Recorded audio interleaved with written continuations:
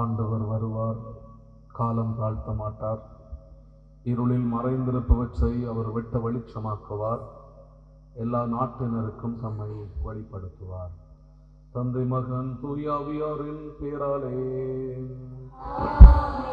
ஆண்டவராகிய இயேசு கிறிஸ்துவின் அருளும் கடவுளின் அன்பும் தூய ஆவியாரின் நட்புறவும் உங்கள் அனைவரோடும் இருப்பதாக. அன்புமிக்க சகோதர சகோதரிகளை, இந்த புதிய நாளுக்காக நாங்கள் ஆண்டவருக்கு நன்றி சொல்லுவோம். ஆண்டவருடைய வல்லமை ஆசீர்வாதம் எங்களோடும் எங்களுடைய குடும்பங்களோடும் நிறைவாக இருக்க வேண்டும் என்று சபிப்போம். குறிப்பாக திருவருகை காலத்தில் நாங்கள் பயணித்துக் கொண்டிருக்கிறோம். ஆண்டவர் தாமே அவருடைய வருகையின் மூலமாக எங்களை நிறை வல்லமையோடு ஆசீர்வதிக்க வேண்டும் என்றும் எங்களுடைய எல்லா தேவைகளுக்காகவும் நாங்கள் இந்த பலியூடாகவும் சபிப்போம். ஆண்டவர் தாமே அவற்றையெல்லாம் நிறைவேற்ற வேண்டும் என்றும் சிறப்பான விதத்தில் சபிப்போம். எங்களுடைய சொந்த தேவைகள், கருத்துக்கள், விண்ணப்பங்களையும் ஆண்டவருடைய பாதத்திலே மௌனமாக சமர்ப்பித்து இந்த பலியின் ஆற்றலுக்காக, வல்லமைக்காக ஆண்டவரை பார்த்து மன்றாடுவோம். சகோதரர்களே, தெய்வீகமான இந்த திருப்பலியை தகுதியான உள்ளத்தோடு ஒப்புக் கொடுக்க எங்களுடைய பாவங்கள், குறை, குற்றங்களை நினைத்து மனம் வருந்தி ஆண்டவரிடத்திலே மன்னிப்பு கேட்போம்.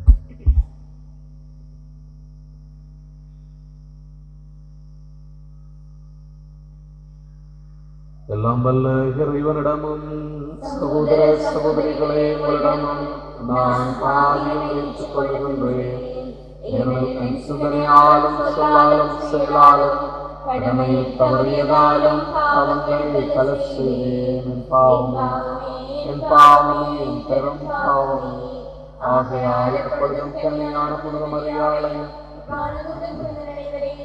சகோதர சகோதரிகளையும் உடையும் நம்முடையவனாகிய ஆண்டவரிடம் எனக்காக வேண்டிக் கொள்ள மன்றாடுகின்றேன். எல்லாம் வல்ல இறைவனும் மீது இரக்கம் வைத்து நம் பாவங்களை மன்னித்து நம்மை நிலை வாழ்விற்கு அழைத்துச் செல்வாராக.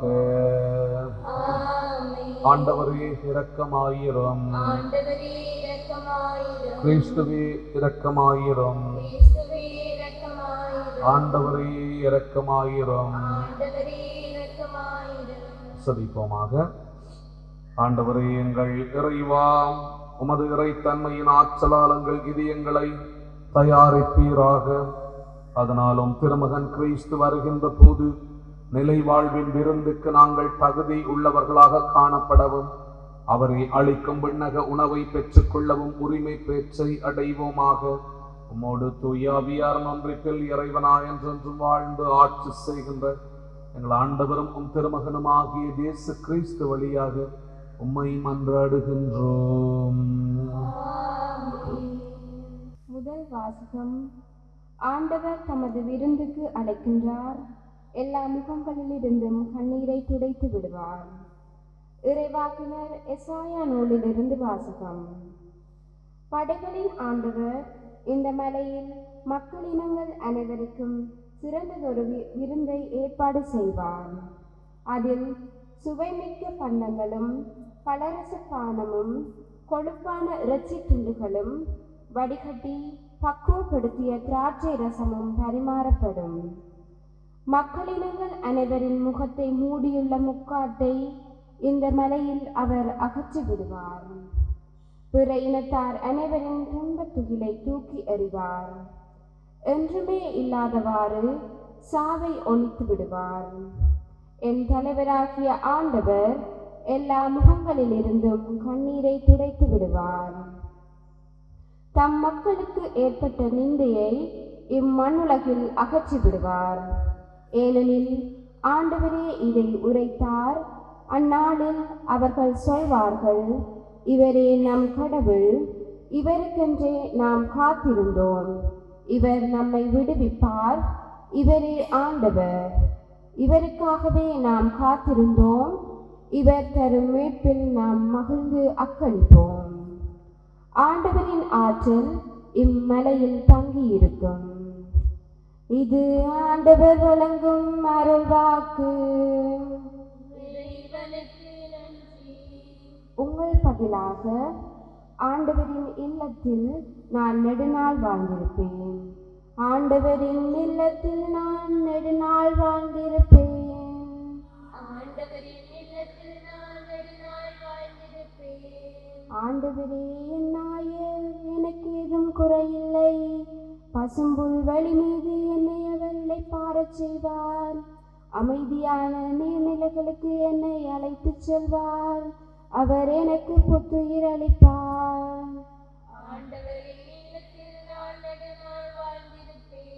தம் பெயருக்கேற்ப என்னை நீதி வழி நடத்திடுவார். மேலும் சாவின் இருசூழ் பள்ளத்தாக்கில் நான் நடக்க நேர்ந்தாலும் நீர் என்னோடு இருப்பதால் தீங்குக்கும் அஞ்சுவேன். உம் கோலும் நெடுங்கலியும் என்னை தேற்றும். ஆண்டவரின் இல்லத்தில் நான் நெடுநாள் வாழ்ந்திருப்பேன். என்னுடைய எதிரிகளின் கண் முன்னே எனக்கு ஒரு விருந்தினை ஏற்பாடு செய்கின்றீர். என் தலையில் நறுமண தைலம் பூசுகின்றீர். எனது பாத்திரம் நிரம்பி வழிகின்றது.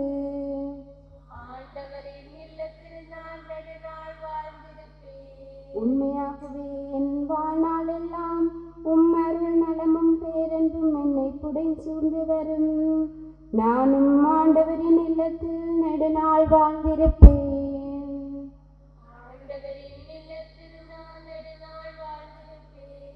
ஆண்டவரின் இல்லத்தில் நான் நெடுநாள் வாழ்ந்திருப்பேன்.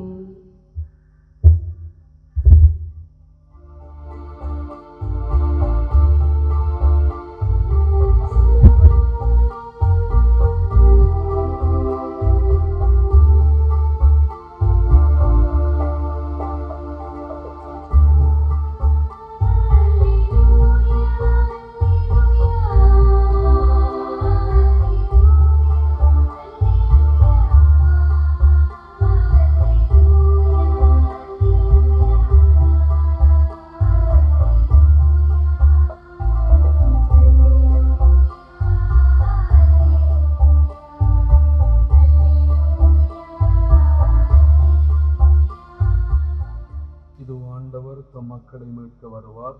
அவரை எதிர்கொள்ள ஆயத்தமாய் இருப்போர் பேறு பெற்றோர். அல்லேலூயா.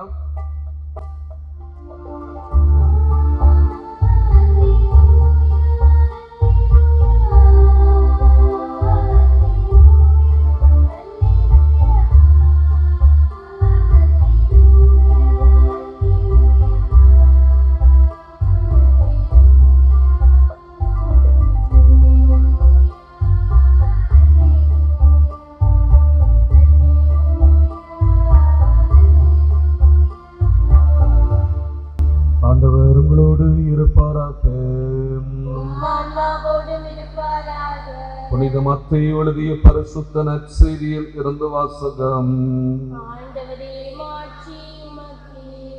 மத்தேயு நற்செய்தி அதிகாரம் 15 இறை வார்த்தைகள் 29 தொடக்கம் 37 வரை.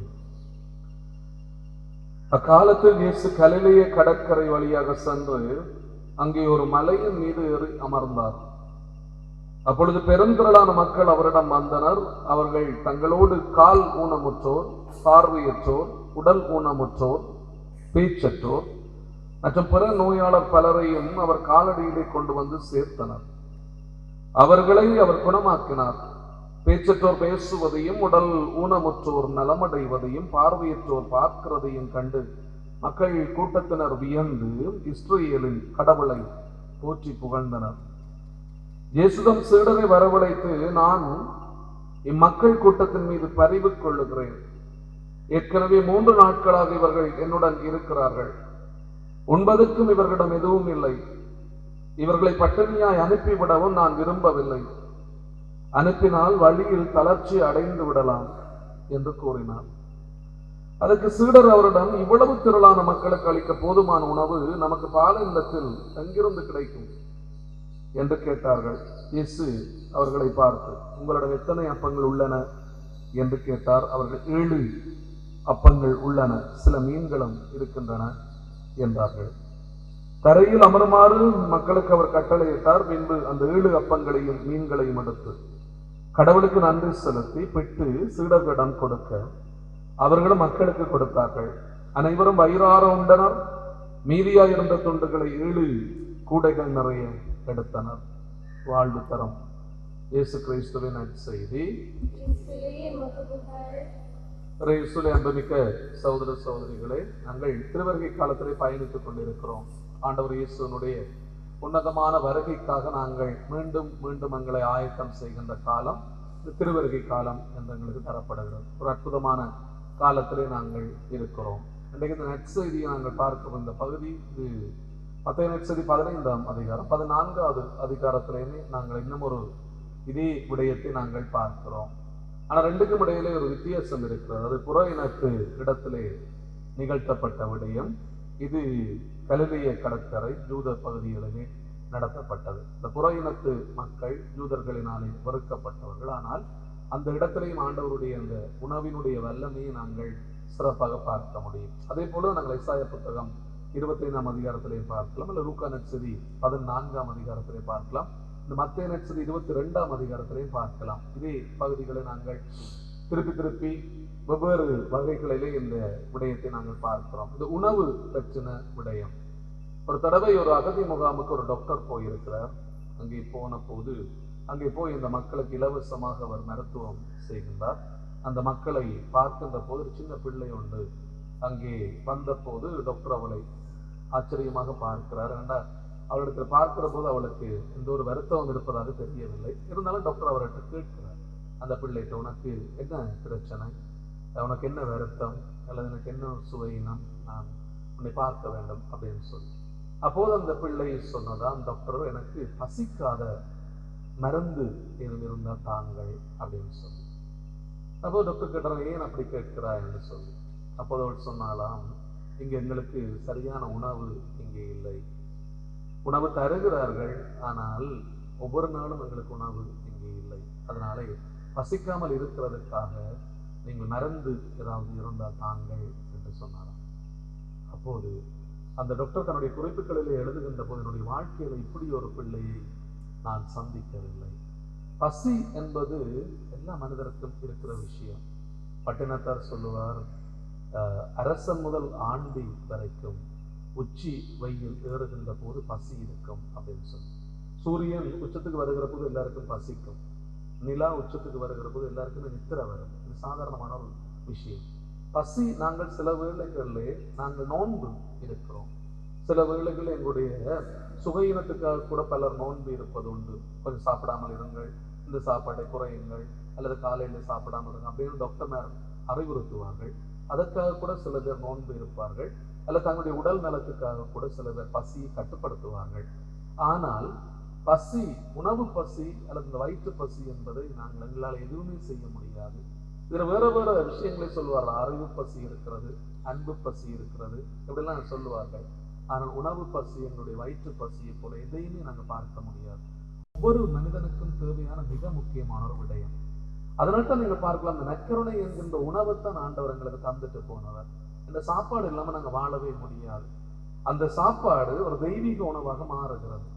அதைத்தான் நாங்கள் இன்றைக்கும் நாங்கள் எங்களுடைய ஆண்டவரை பிரசன்னப்படுத்துகின்ற போது நாங்கள் நினைக்கிறோம், நற்கருணை ஆண்டவர் எங்களோடு இருக்கிறார் என்றால் அது உணவு, அது வாழ்ந்து கொண்டிருக்கிற ஒரு விஷயம். அப்ப பசி எப்படிப்பட்டது? அதுக்கு அன்பானவர்களே, இன்றைக்கு ஆண்டவர் சொல்லுகின்றது, மற்றவர்களுக்கு நாங்கள் கொடுப்பது, பசித்திருப்போருக்கு உணவு கொடுப்பதும் தங்க இடமில்லாதவர்களுக்கு இடத்தை கொடுப்பதும் தான் நான் விரும்புகின்ற நோன்பு. எப்படிப்பட்டது? நீ பசித்திருப்போருக்கு உணவு கொடுக்கிறாயா? தேவையில இருக்கின்றவர்களை உன்னால பார்க்க முடிகிறதா? கிறிஸ்தவம் அன்பானவர்கள் எதிலே தங்கி இருக்கிறது என்பதை நாங்கள் சரியாக புரிந்து கொள்ள வேண்டும். நாங்கள் எதிலே தங்கி இருக்கிறது கிறிஸ்தவம் என்றால் கொடுப்பதிலே தான் தங்கி இருக்கு. இயேசு தன்னை முற்றுமுழுதாக கொடுக்கிறார், தன்னை உடைத்து கொடுக்கிறார். இதைத்தான் கடைசியில இயேசு தான் போவதற்கு, தான் மரணிப்பதற்கு முதல் நாளிலே ஆண்டவர் செய்கின்ற மிக முக்கியமான விடயம், தான் பாடுகளை ஏற்பதற்கு முன்னுக்கு ஆண்டவர் செய்தது தன்னுடைய சீடர்களோடு விருந்து கொண்டாடினார். ஒரு பெரியதொரு விருந்தை ஆண்டவர் ஏற்பாடு செய்கிறார். அவர்களோடு அந்த உணவை பரிமாறிக்கொள்ளும். இது நான், இதை உண்ணுங்கள் அப்படின்னு சொல்லி சொல்லுவார். இதுதான் நான், என்னை குடியுங்கள் அப்படின்னு சொல்லுவார். ஏன்னா அந்த பசி ஆண்டவருக்கு வடிவாக தெரியும். அன்பானவர்களே, இன்றைக்கு எங்களுடைய வாழ்க்கையை நாங்கள் பார்க்கலாம். உங்களை இது கொடுக்க முடிகிறது. இந்தியாவினுடைய ஒரு தலை சிறந்த மகான்களுக்குள்ளே ஒருவர் கபீர் அப்படின்னு சொல்லப்படுகிறவர். அவருடைய வாழ்க்கை வரலாற்றை வாசிக்கிற போது மிகவும் சிறப்பாக இருக்கும். சாதாரணமான விஷயங்களை செய்கின்ற மனிதர்களை இன்றைக்கு உலகம் எவ்வளவு தூரத்துக்கு போற்றி புகழ்ந்து கொண்டு இருக்கிறது. அந்த கபீர் சின்ன கொடியனாக வந்த போது அப்படி கபீரனுடைய தகப்பன் துணி செய்கின்றவராம், துணி நெய்பவராம். அவர் ஒரு நாள் சரியான வருத்தம் அவருக்கு. அப்போது கபீரை சொல்லியிருக்க, நீ இந்த துணிகளை எங்களுக்கு வீட்டை காசு தேவை, அதனால கொண்டு போய் சந்தையில இந்த துணிகளை விற்று விட்டு வா. இந்த கபீர் இந்த துணிகளை கொண்டு போற நேரத்துல ரோட்டுல ஒரு அப்பா குளிரினாலே வாடி கொண்டிருந்திருக்கிறார். அப்போது கபீர் குளிஞ்சு கேட்டிருக்கு, அப்பா உங்களுக்கு என்ன பிரச்சனை இல்லை, எனக்கு போக்குறது கூட ஒரு துணி இல்லை தம்பி அப்படின்னு சொன்ன போது இவர் அந்த துணியில கிழிச்சு அந்த அப்பாவுக்கு தேவையானதை கொடுத்து விட்டு அவர் திரும்புகின்ற போது திரும்பி கபீரோட கேள்வியை கேட்டிருக்கார், நீங்க சரி உங்களோட வீட்டுக்காரர் அப்படின்னு சொல்லி. அப்ப அவர் சொல்லிட்டு, இதே நிலைமை தான் என்னுடைய மனைவி என்னுடைய பிள்ளைகளுக்கும். அப்போது கபீர் என்ன செய்கிறான், அந்த முழு துணியையும் அந்த அப்பாட்ட கொடுத்துட்டு சரி அந்த வீட்டை போறதுக்கு பயன் இருக்கு, வீட்டை அடிவுல போகிறாங்க. பின்னேறம் தான் போயிருக்கிறார். பின்னேறம் போற போது காகிதப்பனை இவரை தேடி எங்கேயும் போயிட்டான்னு தெரியும். சரி சந்தைக்கு போயிருக்கிறான், விற்று விட்டு காசை கொண்டுவான்னு பார்த்து பெருங்கையோட வருவாங்க. அப்போது கேட்டாரலாம், என்ன நடந்துருச்சு, கோவப்பட்டாரலாம். அப்போது நடந்தது சொல்லியிருக்கான், அப்பா எங்களை விட தேவையான ஒருவர் மிகவும் கஷ்டப்பட்டு கொண்டிருந்தார், அவருக்கு நான் இந்த துணியை கொடுத்து விட்டேன். இந்த பிரான்சிஸ் அசிசியனுடைய வாழ்க்கையில் அப்படிதான் பெரிய கோடீஸ்வரனாக இருந்தார். தன்னுடைய முழு வாழ்க்கை முழுவதும் ஏழை எளியவர்களுக்காக அர்ப்பணிக்கிறார் அப்படின்னு சொல்லி தன்னுடைய உள்ளதை மற்றவர்களுக்கு கொடுப்பது அன்பானவர்களே. அப்ப இன்றைக்கு எங்களுடைய வாழ்க்கையிலும் எங்களுக்கு தேவையானது எது? கொடுப்பதனுடைய மகிழ்ச்சி, அதே போல ஒரு சந்தோஷம் மகிழ்ச்சி வாழ்க்கையில நாங்கள் எதையுமே பெற்றுக்கொள்ள முடியாது என்பதை நாங்கள் சிறப்பாக பார்க்க வேண்டும். அதிலையும் அன்பானவர்களை உணவு கொடுப்பது என்று சொல்லுவது உண்டி கொடுத்தோர் உயிர் கொடுத்தோர் என்று சொல்லப்படுகிறது. அப்ப நாங்கள் மற்றவர்களுக்கு சாப்பாடு கொடுக்கிறோம் அப்படின்னு சொன்னால் அவருக்கு வாழ்வையும் உயிரையும் கொடுப்பது போல இருக்கும். எனவே இன்றைக்கு நாங்களும் சிந்திப்போம், எத்தனை பேருக்கு எங்களுக்கு கொடுக்க முடிகிறது? கொடுத்திருக்கிறோமா? அல்லது மற்றவர்களுக்கு கொடுப்பதற்கு ஆசையா இருக்கிறதா? அந்த நல்ல பண்பு எனக்குள்ளே இருக்கிறதா? அதை நான் எப்படி பகிர்ந்து கொடுக்க முடியும்? பொதுவாக நாங்கள் இந்த கிறிஸ்துமஸ் காலங்களிலே செய்கிற மிக முக்கியமான ஒரு விடயம் என்ன தெரியுமா? நாங்கள் மற்றவர்களுக்கு ஏதாவது கொடுக்க வேண்டும் என்று விரும்புகின்ற ஒரு விடயம். அதை கூட நாங்கள் செய்ய முடியாமல் இருக்கிறது அப்படின்னு சொன்னா எங்களோட வாழ்க்கையை நாங்கள் திரும்பி பார்க்கிறோம், நான் ஏன் அப்படி இருக்கிறேன்? அப்ப ஆண்டவர் எங்களுக்கு தருகின்ற ஒரு மிக முக்கியமான விடயம் என்ன தெரியுமா? நீ மற்றவர்களுக்கு ஏதாவது கொடுக்கிறாய். அந்த கொடுத்தலினுடைய மேன்மைக்குள்ளேதான் கிறிஸ்தவத்தினுடைய அழகை அமைந்திருக்கிறது. இயேசு தன்னை முற்றுமுழுதாக கொடுத்தவர் என்பதை நாங்கள் சரியாக புரிந்து கொள்ள வேண்டும். எனவே அன்புமிக்க சோழர், இன்றைக்கும் மீண்டும் ஒரு தடவை ஆண்டவர் எங்களுக்கு சொல்லுகிறார், உன்னிடம் உள்ளதை நீ மற்றவர்களோடு பகிர்ந்து கொடு. உனக்கு இருப்பதை நீ மற்றவர்களோடு பகிர்ந்து கொடுக்கிற போது உன்னை ஆண்டவர் நிறைவாக ஆசீர்வதிக்கின்றார். இளந்தனுடைய தேவைகளை ஆண்டவருடைய பாதத்திலே சமர்ப்பித்து மாட்டாரோ. அன்பு நிறைவா, உமது திருச்சபையை வழிநடத்தும் ஞான வேட்டைகள் அனைவரும் தம்மிடம் ஒப்படைக்கப்பட்ட இறை மக்களை நல்ல மேற்ற நிலையத்துக்கு கூட்டிச் சென்று நல்வழி நடத்திட அவர்களுக்கு வேண்டிய ஞானத்தையும் தூய ஆவியின் கொடைகளையும் கொடுத்திடுமாறு இறைவா உம்மை மன்றாடுகின்றோம். விண்ணுக வாழ்வின் தேவனே, இவ்வுலக வாழ்வு பயணத்தை முடித்துக் கொண்டு உம்மை நாடி வந்துள்ள அனைவரையும் உமது நித்திய அமைதியில் இளைப்பாறுதல் கொடுத்திட வேண்டும் என்று ஆண்டவரே உம்மை மன்றாடுகின்றோம். பல்வேறு தேவைகளை சுமந்து கொண்டு இந்த பலிக்கு நாங்கள் வந்திருக்கிறோம். எல்லா தேவைகளையும் ஆண்டவருடைய பாதத்திலே சமர்ப்பிப்போம். நன்றி பெருக்கோடும் பிறந்த நாளை நினைவு கூர்ந்தும் பிறந்தவர்களையும் மற்றும் பல்வேறு வேண்டுதல்களை எல்லாம் ஆண்டவருடைய பாதத்திலே கொடுப்பதற்கு நாங்கள் வந்திருக்கிறோம். மௌனமாக ஆண்டவருடைய பாதத்திலே சமர்ப்பிப்போம். வல்லமை ஆண்டவரிடமிருந்து நாங்கள் பெற்றுக்கொள்வோம். பிறகு நூற்றாய் ஆண்டவரே, பிள்ளைகளுக்குரிய பாச உணர்வோடும் தியாக உள்ளத்தோடும் இடம் சமர்ப்பித்திருக்க நாங்கள் வேண்டுதல்கள் அனைத்திற்கும் கனிவாய் சவிசாய் தருளும். எங்கள் ஆண்டவராகிய கிறிஸ்து வழியாக உம்மை மன்றாடுகின்றோம்.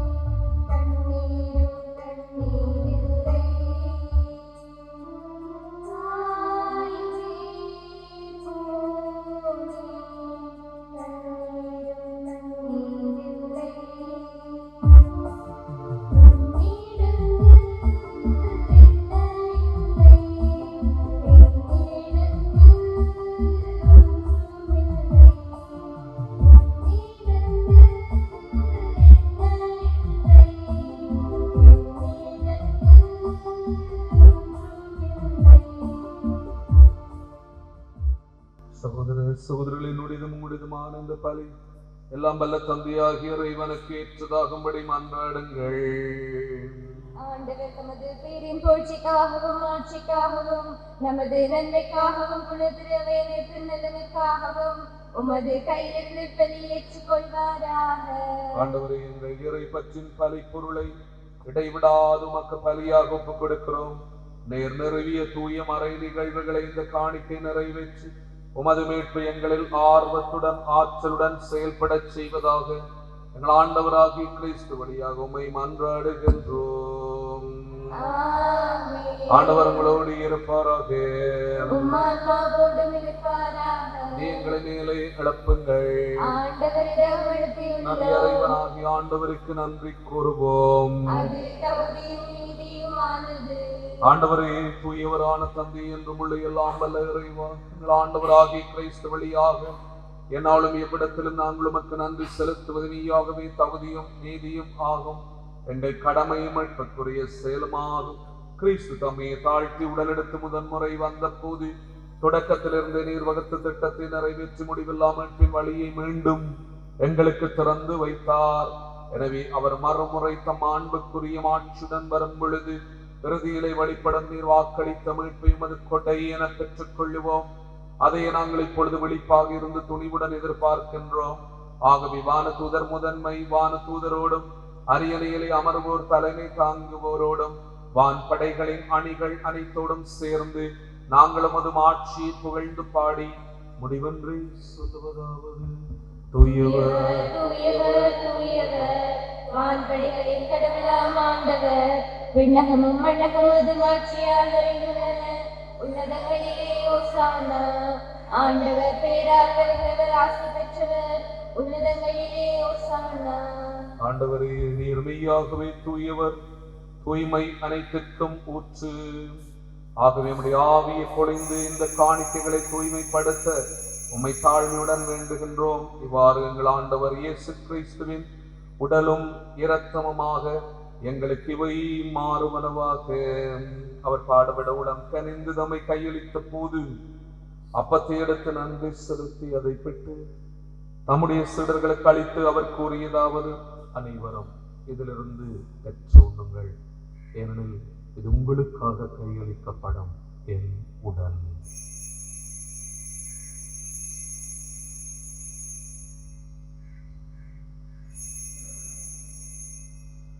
அவனமே இரவு விருந்து அருந்திய பின் கிண்ணத்தை மடுத்து மீண்டும் உமக்கு நன்றி கூறி தம்முடைய சீடர்களுக்கு அளித்து அவர் கூறியதாவது: அனைவரும் இதிலிருந்து பெற்று பாருங்கள், ஏனெனில் இது புதிய நிலையான உடன்படிக்கைக்குரிய என் இரத்தத்தின் கிண்ணம். இது பாவ மன்னிப்பிற்கன்று உங்களுக்காகவும் பலருக்காகவும் சிந்தப்படும். இதை என் நினைவாக செய்யுங்கள்.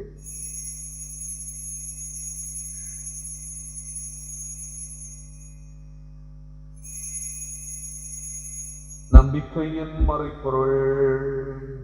ஆண்டவரே, நீர் வருமிடம் உமது இறப்பினை அறிக்கையிடுகின்றோம், உமது உயிர்ப்பினை எடுத்துரைக்கின்றோம். ஆகவே ஆண்டவரே, நாங்கள் கிறிஸ்துவின் இறப்பினை மீட்பினை நினைவு கூர்ந்து வாழ்வு தரும் அப்பத்தையும் மீட்பளிக்கும் கிண்ணத்தையும் ஒப்புக் கொடுக்கிறோம்.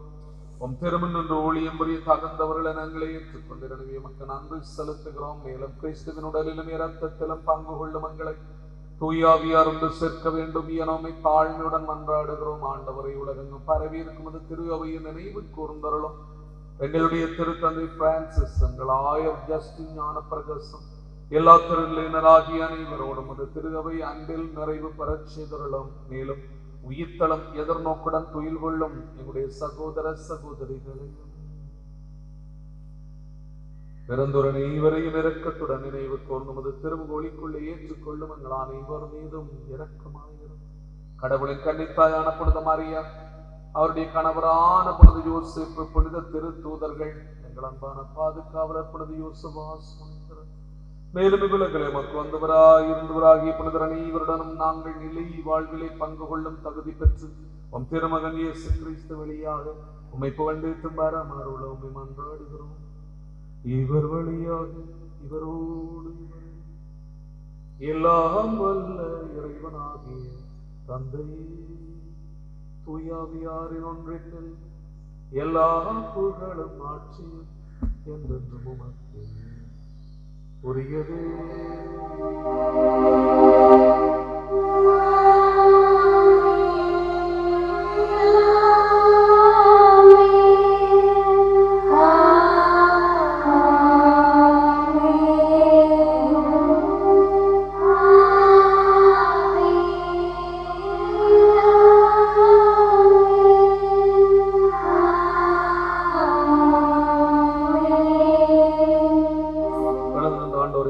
வல்லமை நினைப்போம். அவருடைய ஆசீர்வாதம் எங்களோடும் எங்களுடைய குடும்பங்களோடும் நிறைவாக இருக்க ஆண்டவர் இயேசு எங்களுக்கு கற்றுத்தந்த சுபத்தை சொல்லி மன்றாடுவோம்.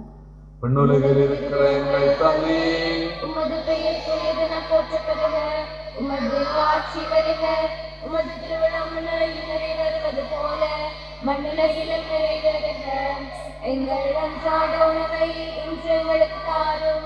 எங்களுக்கு எதிராக குற்றம் செய்வோரை நாங்கள் மன்னிப்பது போல எங்கள் குற்றங்களை மன்னியும். எங்களை சோதனைக்குட்படுத்தாதேயும், தீமையிலிருந்து எங்களை விடுவித்தருளும். ஆண்டவரே, தீமையானத்திலிருந்து எங்களை விடுவித்து எங்கள் வாழ்நாளில் அமைதியை கனிவுடன் அருளோமை மன்றாடுகிறோம். உமது இரக்கத்தின் உதவியால் நாங்கள் பாவத்தில் இருந்த போது விடுதலை பெற்று யாதொரு கலக்கமுமின்றி நலமாகி இருப்போமாக. நாங்கள் எதிர்நோக்கி இருக்கும் பேரின்பத்துக்காகவும் எம்மீட்பராகிய இயேசு கிறிஸ்துவின் வருகைக்காகவும் காத்திருக்கின்றோம். ஆண்டவரே இயேசு கிறிஸ்துவே, அமைதியை உங்களுக்கு விட்டு செல்கிறேன், என் அமைதியை உங்களுக்கு அளிக்கின்றேன் என்றும் திருத்தூதர்களுக்கு மொழிந்தீரேன். எங்களுடைய பாவங்களை பாராமல் உமது திரு அவையின் நம்பிக்கை கண்ணோக்கி உமது திருவுளத்துக்கேற்ப அதற்கு அமைதியை மற்றுமையும் அளித்தருள்வீராக. என்றென்றும் வாழ்ந்து ஆட்சி செய்கின்றவர் நீரே. ஆண்டவருடைய அமைதி உங்களோடு என்றும் இருப்பதாக. ஒருவருக்கொருவர் கிறிஸ்துவினுடைய அன்பையும் அமைதியையும் பகிர்ந்து கொள்வோம். உலகின் பாவங்களை போக்கும் இறைவனின் செம்மறியே, எங்கள் மேல் இரக்கமாயிரும். உலகின் பாவங்களை போக்கும் இறைவனின் செம்மறியே, எங்கள் மேல் இரக்கமாயிரும். உலகின் பாவங்களை போக்கும் இறைவனின் செம்மறியே, எங்களுக்கு அமைதியை அளித்தருளும்.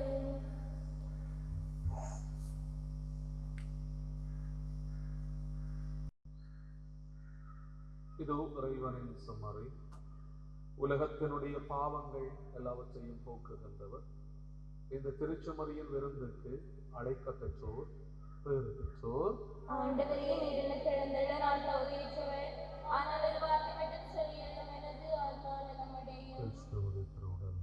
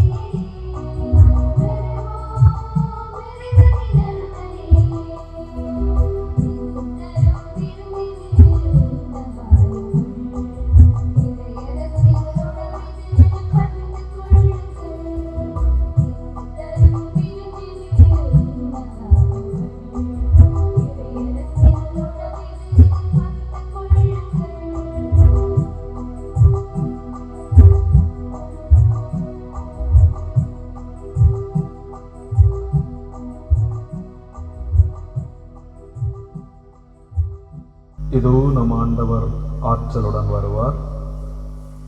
தம் ஊழியரின் கண்களுக்கு ஒளியூட்டுவார். நன்றி கூறி மன்றாடுவோம்.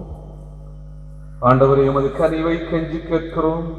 அதனால் எங்களை குற்றங்களில் இருந்து விடுவித்த உம்முடைய அருள் கொடைகள் வரவிருக்கும் விழாவுக்கு எங்களை தயாரிப்பனவாக ஆண்டவராகி கிறிஸ்து வழியாக உம்மை மன்றாடுகின்றோம். ஆண்டவர் உங்களோடு இருப்பாராக. எல்லாம் வல்ல இறைவன் தந்தை, மகன், தூய ஆவியார் உங்களுக்கு ஆசி வழங்குவாராக. கிறிஸ்துவின் அன்பிலும் அமைதியிலும் சென்று வாழுங்கள். இறைவனுக்கு நன்றி.